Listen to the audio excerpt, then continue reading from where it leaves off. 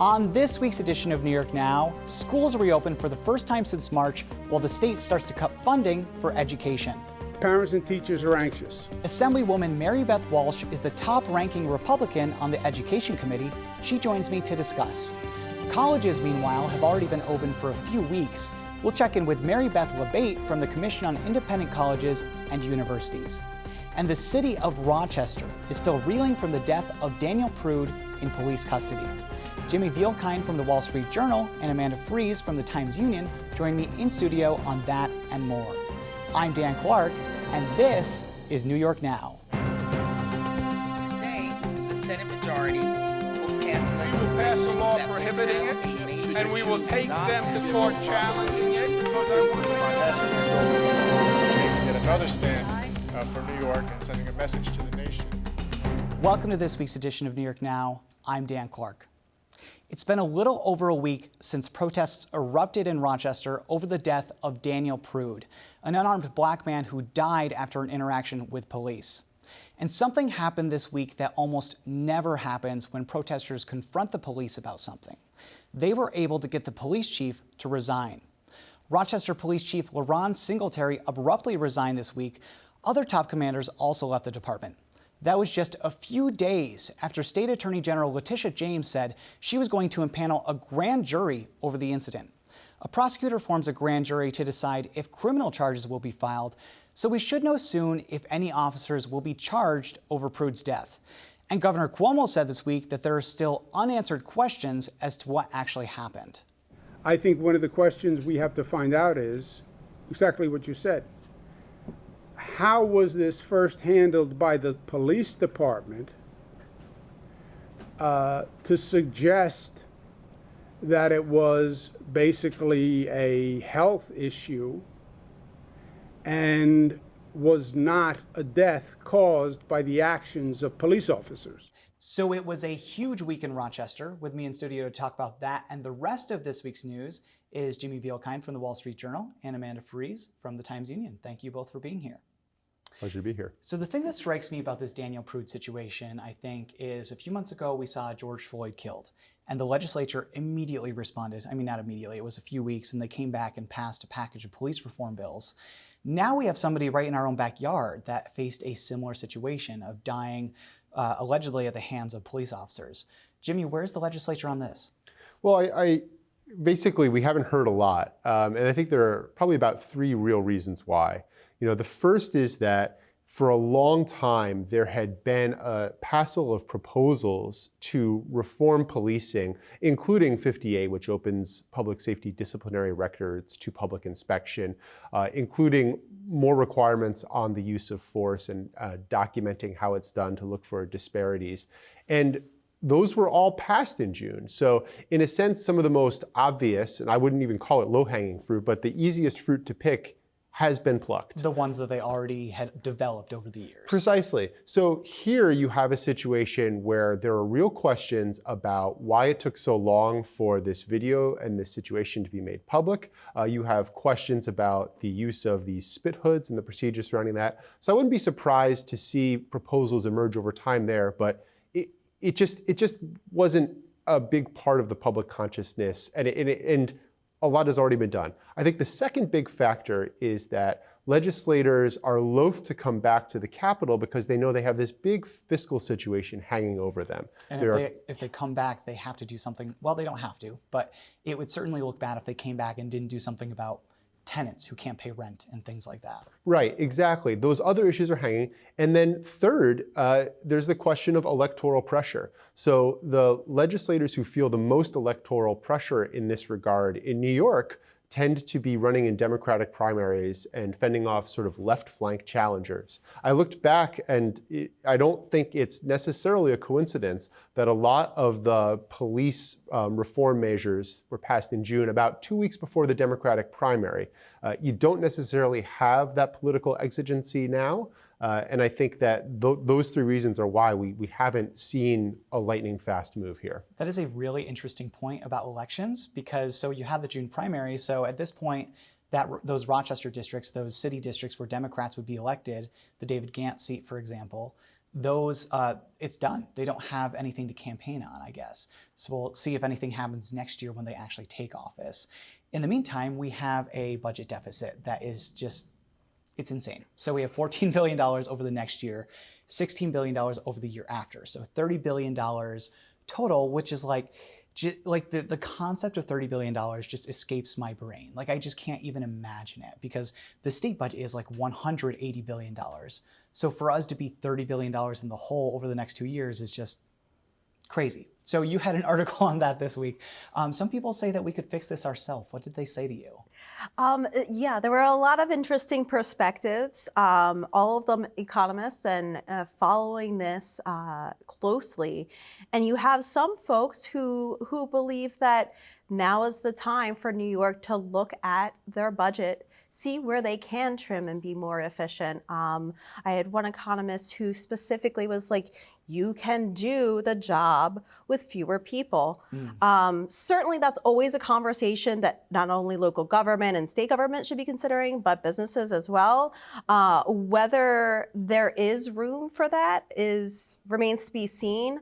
However, there are certainly others on the other side of the coin who believe that if the federal government doesn't step in and provide aid, that the recovery from this recession could be slow and painful. Right, I didn't mention because it's just at the top of my brain always. We're in this situation because some would say, the governor would say, the federal government is not giving us money right now to fill that budget deficit. And this week we saw the governor once again go after the president based on funding cuts to New York City, some tweets that the president had. You know, the thing about this that strikes me, and we mentioned this on last week's show as well, is the governor is in the situation where he's trying to get money from Congress and the president to the tune of $53 billion. At the same time right now, it seems like he's spending every day going after the president. I don't know about you, Mandy, but that does not seem like the way to negotiate. I won't say what I would or wouldn't do as governor and negotiating with our president. Governor Mandy Freeze. Yeah. Remember that for the next gubernatorial election. When it comes to the best way to negotiate, I'll leave that up to the governor. However, overall, he seems to suggest he being the governor seems to suggest that, okay, I recognize that we'll have to do revenue raisers as well as make cuts if the federal government doesn't step up. However, he does believe that the best case scenario is the federal government stepping up. So I think it's more of a strategy along the lines of he doesn't want to put it into federal lawmakers' minds that, oh, we don't actually need the funding. He really believes that the state needs the funding in order to climb out of this hole. And if we're still in that hole, the state will have to make huge cuts to education, including school districts. Jimmy, you had a story or are publishing a story about school cuts to schools. 20% cuts to schools across the board is what the governor has been warning about. What are we looking at when the school year is starting just now? Well, those cuts are just hitting, and they're not technically cuts. They are withholdings and sort of a garnishing of the promised aid payments. So the state's budget division has been clear that this was in the offing for many months now. Some districts didn't think that it was going to come to pass. There was the expectation earlier this year that Congress would act over the summer and appropriate some amount of aid that would mitigate these cuts. But what we've seen actually right here in the Capital District is a rather acute effect. The city of Albany laid off 222 teachers. And as a result of that, their plans to offer an in-person component for instruction for grades 7 through 12, they were canceled. In the Lansingburg School District in North Troy, grades 3 through 12 are now online only. I spoke to a parent who is faced with the difficult conundrum of having a 5th grader as well as 2 high schoolers. She said she could leave the high schoolers at home to do their online learning on the days when they had to be home, but now she can't work. So this is going to start to become real for people. While we're talking about the abstract fights in Congress, the decisions about whether or not to raise taxes, what services, if any, to cut, and what combination of those 3 things is going to solve this budget deficit, there are districts that it's hitting home. And it's also no mistake that it's the urban districts, it's the low wealth districts that are being hurt. The way the state gives out its school funding, these districts rely on it for a higher proportion of their need. So, for example, in Albany, state aid is about $1,600 per pupil. I'm sorry, it's about $1,500 per pupil. Shenendehowa, a wealthy suburban district in the capital region, it's a little bit under $600 per pupil. There haven't been changes to the reopening plans in Shenendehowa that I'm aware of. Right. It's a complicated, disproportionate situation for a lot of schools around the state. And it just feels like it's something that is not going to get better anytime soon. We'll keep our eye on it. Till then, Jimmy Vielkind from the Wall Street Journal, Amanda Fries from the Times-Union, thank you both so much for being here.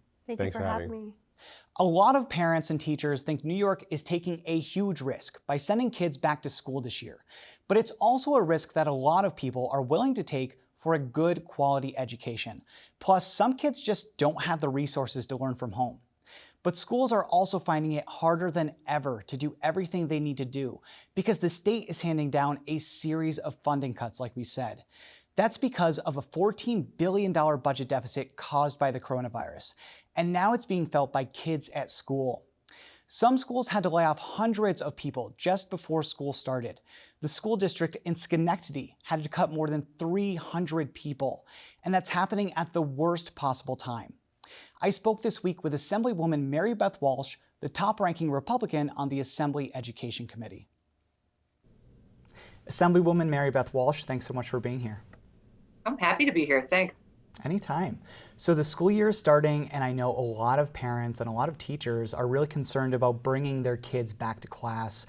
We've been planning this for 3-4 months. What do you think of the state's plan to reopen schools? Have we done enough? Are we ready to do it? Well, it's been really tough because the way it's gone down is, let's just back up a little bit and think about the reopening plans that were due in what was really a very short time frame. And then there was guidance that came out, I would say, took a little longer to come out than we thought. So schools were scrambling to put together their reopening plans. Then they've got to basically, in the governor's words, sell it to the parents and the students and the teachers about how it's going to work. And then every school district is different.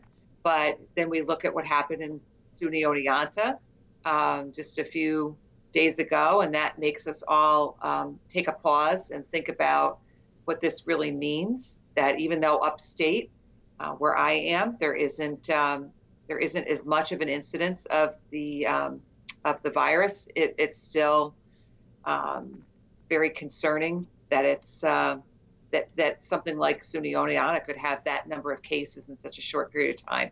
It's scary. If I don't mean to interrupt you, but if I was a parent and I saw what happened in SUNY Oneonta, and then I'm sending my kid to, for example, like Binghamton High School, it's very crowded in there, very packed, a lot of students, and you think, oh my gosh, is the same thing going to happen with my kid in the next few days? Right. We're really asking an institution as critically important as our educational system to be so nimble, possibly more nimble than they really can be. So we're really putting an awful lot on our school districts and our teachers, parents, and students. And I feel like it's a leap, but it's a cautious leap. And I think that everyone's given it a lot of consideration. And I'm crossing my fingers with everybody else that it's going to work out okay. So how do we make this easier on schools? We have, the wait and see option that some people want to take, where they think like we just have to see it play out and that might be okay. But then what else can we do? Do you think that it's more guidance from the state, more direction, or does it come down to funding? Because some schools I know are having a really hard time implementing a lot of these guidelines and a lot of this guidance because they don't have the money to give their kids tablets for remote learning or to bring extra teachers in. In fact, we've seen the layoffs. So I guess how does this get easier for schools? I think probably the greatest favor that we could do as a state would be to let the districts know financially really what they're looking at. I did a Zoom call the other day with individuals from the United Teachers, from NYSET, very, very concerned. And there were also members from Wish We BOCES, which is in my district, very concerned about the withholding of the 20% that they've received so far. We've seen, as you noted, cuts in Schenectady City Schools and Albany City Schools. And, we really just don't know. We know sales tax is not fully recovered. We don't know what Q4 is going to look like. So I wish that we could, my greatest wish would be to let the school districts know how bad is it going to get, what is the number that's going to have to get covered so that they can make appropriate plans. I think right now it is so up in the air. It's incredibly frustrating for all of us to not really know what the rest of the year was going to look like financially and what we can do. Is there anything you think the state should do to provide more funding to schools? I know there are a few proposals, like Assemblyman Angelo Santa Barbara, right here from the Capital Region, like yourself, wants to take more of the state lottery fund and divert that to schools. Do you have any thoughts on where you think the money should come from to give these schools what they desperately need to comply with this guidance? Right. So I read about Angelo Santa Barbara's idea, and I do see some merit in that, because I think that when the lottery was first rolled out, it was always intended that the proceeds were going to go to education. And somehow it became a thing where it just, and I think got just dumped into the general fund. So that's definitely something that we could look at. I also, put my glasses on so I can give you some numbers, but we do have a couple of different pots of money that we could access. We have reserve funds. We have a rainy day reserve fund right now with $1.218 billion in it. We have a tax stabilization fund with $1.258 billion in it. And there are rules for accessing, either one of those funds, but I would say rainy day funds, just by the way that we just as people would understand them, would be a situation like this where we have right. This is quite the rainy day. It's raining. I mean, it's raining. So I think it is so important that we are willing to consider anything that could provide help. But I think, I sit with 149 other assembly members and state senators, and I would think that there would be some good ideas that I would love to listen to from my colleagues, because I think that this is a case where there isn't one person who has one solution that's going to work. I think we need to all think hard and think out of the box too, so that we can try to be helpful to our educational institutions and families. When you're speaking to school districts and teachers, what are they telling you that they want to use that money for? I feel like there might be a disconnect between the concept of needing all of this money for something and not knowing what it's going to be spent on. So is it just to prevent those teacher layoffs that we've seen at schools around the region, or is it to buy equipment and supplies and personal protective equipment for inside schools? I mean, yes, all of the above, and I think, what I think a lot of people maybe that don't have children in school right now may not realize is just the extent, all the things that we ask schools to be these days. And when I hear from teachers and from family members, they're concerned across the board. We know that things like virtual education, we have big issues as far as broadband and connectivity, especially here. While I don't represent the North Country per se, close to here, close to where I represent, there are families that don't have access to the kind of technology that they need in order to allow for virtual learning. So there's this COVID crisis has really kind of unearthed and exposed a lot of problems, and I don't think a lot of people realized how even districts that on the face of it look like they do very well, how the loss or withholding of 20% really can set everybody really spinning. So, all right, well, we will be watching it over the next couple of weeks as these cuts continue to get rolled out. Hopefully they can be saved in some way, shape, or form. Assemblywoman Mary Beth Walsh, thanks so much for being here. Oh, it's my pleasure, really, anytime. Colleges, meanwhile, have been open for a few weeks now, and for some, that's turned out okay. For others, things could be better. You'll remember that SUNY Oneonta closed for the semester last week, and cases are on the rise at other colleges, like SUNY Buffalo, where more than 60 students have now tested positive for the virus. But those are both public colleges. Private colleges outnumber the state's public schools by quite a bit. Mary Beth LeBate is the head of the Commission on Independent Colleges and Universities, a group that represents the state's private colleges. We spoke this week about what their reopening has looked like.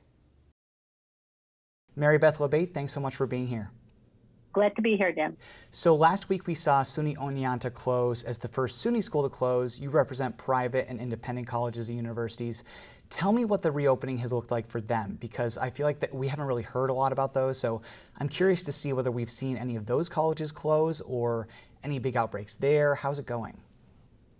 Yeah, thanks for asking. Really important issue right now. We've been working on it since May.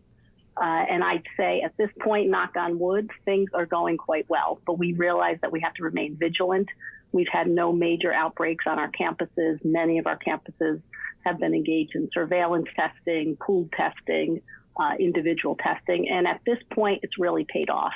But we know that that can change in a heartbeat. So we are remaining vigilant in testing and in monitoring student behavior and really encouraging students to do the right thing. You know, that's a really interesting point with the surveillance testing, especially with Oneonta, because I know that Hartwick College, which is a private college in Oneonta, tested all of their students as they came into campus. As of last week, I think Hartwick was reporting 12 or so, less than a dozen cases, compared to Oneonta's more than 400 cases. So how often are these private schools testing their students as they come onto campus? And is it a continuous testing? And do you think that it should fall on the private colleges to do this testing for students? Well, it really depends on the colleges. The guidance that was given to the state did not mandate it, and I think that was the right decision, frankly, because it really depends on the situation that you're in. It also depends upon the availability of testing. We put out a report in May, Dan, that really highlighted the importance of a public-private partnership to allow testing to be done on a more wide-scale basis. So a lot of our campuses have been working since May to find that testing and find it at a price point that's affordable, because these tests can be extraordinarily expensive. We're hoping for federal aid at some point or state aid to help us with that testing, because if you want to do it repeatedly, boy, does it get expensive pretty quickly. Yeah, how does the financial fallout affect the private and independent colleges? Because we hear a lot about the state cuts to SUNY schools because they're public entities, obviously, but how does it work for private and independent colleges? You might have some drops in student aid, state aid. What are we looking at here? Yeah, I'd say the biggest issue is the funding that goes, student aid that goes directly to the students to help pay for room board tuition. So the state has provided a pretty generous program called the Tuition Assistance Program. Unfortunately, it, like most other programs, has been, it appears, subject to a 20% withhold. We're hoping that withhold is not permanent. It would really be a blow to students who have already pieced together their financial aid for the year and how they're going to pay their tuition. So if this hole were to develop right now, it would really leave families and institutions scrambling. So it's it's a very important program, and a 20% cut would be pretty devastating. How much money are we talking here? Do we know quantifiably how much money the state is cutting? Or I guess that probably depends on each school because it depends on the specific student, right? Correct. There's about, in total, between publics and privates, the state spends about $900 million on TAP. So if you think about, 20% of that would be 180. They would save $180 million by cutting it, but that then leaves a hole directly in the budgets of students who are piecing together how they're paying for college. Yeah, what does enrollment look like with all of that? If students can't get this financial aid, are you seeing a drop-off in students that can actually go to college in the fall at these colleges and universities because they just don't have the means to pay for it? Yeah. We anticipate a drop-off. I don't have the exact numbers yet because we wait for what they call the melt, where students will enroll and then just either not show up or show up for a week and decide it's not for them. So, but we do anticipate a drop-off, partially due to, I think, in large measure because of financial hardships that families are facing, and a cut to financial aid programs obviously makes that hardship that much more acute. That is a tough situation to be in for any business, any college, any university. I want to rewind about a month ago when colleges and universities were still planning on bringing students back in the fall, or even 2 months ago. I mean, you were talking about this since May. Do you think the state has done enough to provide guidance for these colleges and universities in reopening, or is there more that you'd like to see from the state in terms of planning down the line or even just right now? You know, they gave us good, strong, reasonable guidance in June, and I thought that was very helpful. They recognized that schools are very diverse and that a one-size-fits-all model would not work. So I think that worked really well. I think going forward, we'd like to continue the dialogue on how we get access to widespread testing, affordable testing. And I think that's really where the key partnership between the state and our institutions can be. We also work very closely with our local health departments. And I think what's important there is that everyone understands kind of the rules of the road going in, so that there's real clear guidance and understanding when there is a case, because there will be cases. I think that the critical part is not that people shouldn't be concerned that there's a case on campus. We understood that that was going to be the case.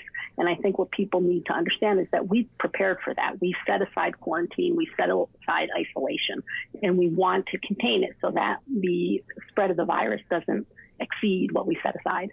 Yeah, it's definitely something we're keeping an eye on. Mary Beth LeBate from the Commission on Independent Colleges and Universities, thanks so much for being here. Thank you. Thanks for having me. That's all the time we have for this week. Thanks for watching this week's New York Now. Have a great week and be well.